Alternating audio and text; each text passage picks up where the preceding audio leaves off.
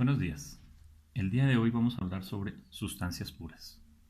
Una sustancia pura es aquella que tiene una composición química fija, como por ejemplo el agua, el nitrógeno, el helio, el oxígeno.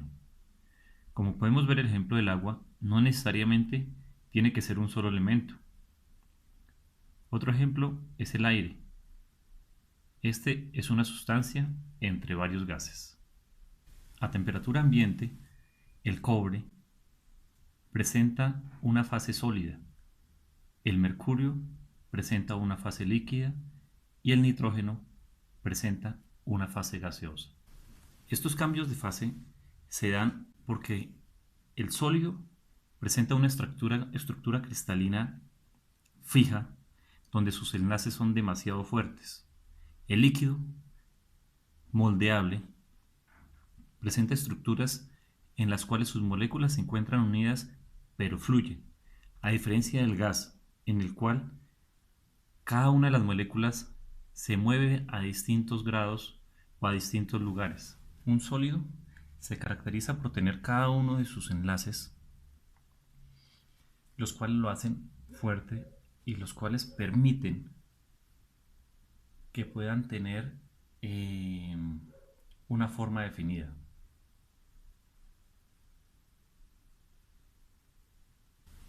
El líquido aún conserva ciertos enlaces. No son tan fuertes como los del sólido, pero sin embargo siguen existiendo uniones entre las moléculas. Pero ya no presenta una estructura definida, lo cual le permite moldearse o adaptarse a los diferentes recipientes.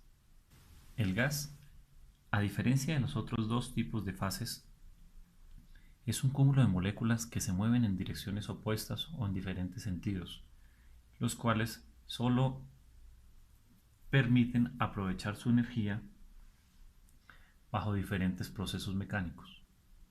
De igual forma, introduciremos nuevos conceptos como líquido comprimido, líquido saturado, vapor húmedo, vapor saturado y vapor sobrecalentado. Tomemos como ejemplo un recipiente en el cual se le deposita un líquido, en este caso agua. A este se le adiciona una cantidad de calor a una presión atmosférica y a una temperatura de 20 grados centígrados.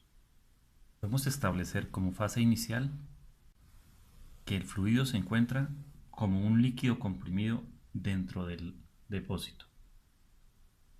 Conforme adicionamos cantidades de calor, la energía interna del fluido empieza a hacer efecto.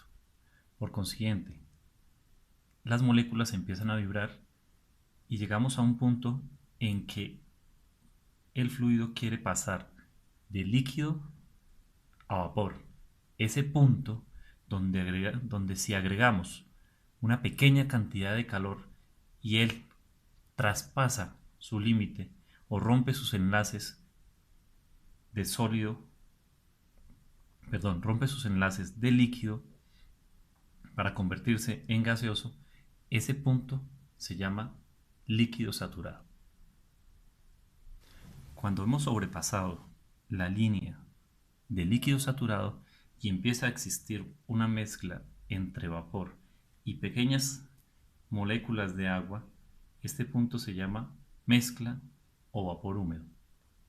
En el momento en que tenemos más moléculas de vapor y unas pequeñas moléculas de líquido, cuando ya nos falta solo agregar una cantidad de calor para que todo se convierta en vapor, esta etapa o fase se llama vapor saturado. Cuando en el recipiente ya tenemos solo vapor, ninguna molécula que se encuentre definida como líquido, sino completamente vapor, esta etapa o fase se llama vapor sobrecalentado.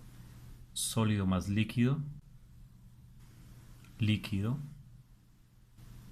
líquido más gaseoso, gas, sólido más gas. A esta etapa se le llama sublimación.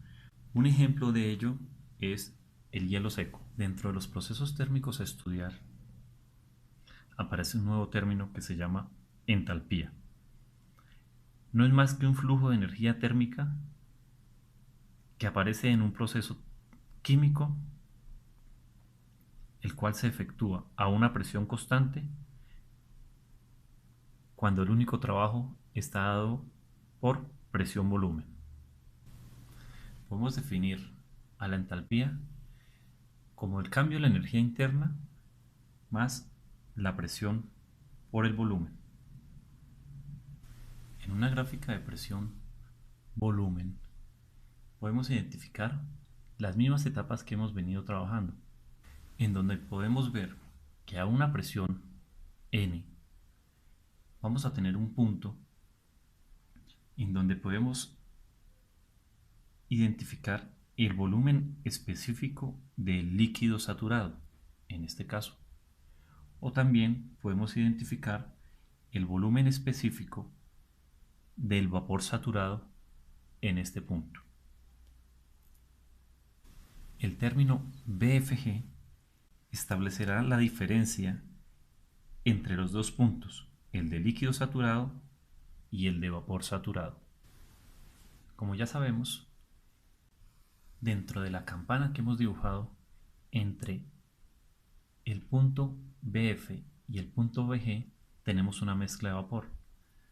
Para poder identificar en esta mezcla la calidad de vapor, tenemos que tener en cuenta que conforme se avanza hacia la derecha, se aumenta el volumen específico. Al aumentar el volumen específico, aumenta la cantidad de vapor. Por consiguiente, debemos determinar un punto el cual nos va a definir la calidad de este vapor, el cual va a estar definido por el volumen específico promedio, que va a ser igual al punto del volumen específico del fluido más el nuevo término calidad por el diferencial que existe entre el volumen específico del líquido saturado y el volumen específico del vapor saturado. Despejando la ecuación nos queda que el volumen específico promedio menos el volumen específico del fluido o del líquido sobre el diferencial del volumen específico del fluido y el gas. Esto nos va a determinar la calidad en cualquier punto dentro de la campana. Si tomamos un punto acercándonos al volumen específico del fluido, en este caso, la calidad disminuirá conforme nos acerquemos al volumen específico a este límite del volumen específico. La calidad llegará casi a un 100%. Cuando pasemos ese 100%, quiere decir que somos completamente vapor. Para facilitar el estudio de los gases, debemos tener en cuenta la ecuación del gas ideal, la cual está definida como presión por volumen es igual a R por la temperatura, en donde R es la constante del gas el cual estamos estudiando.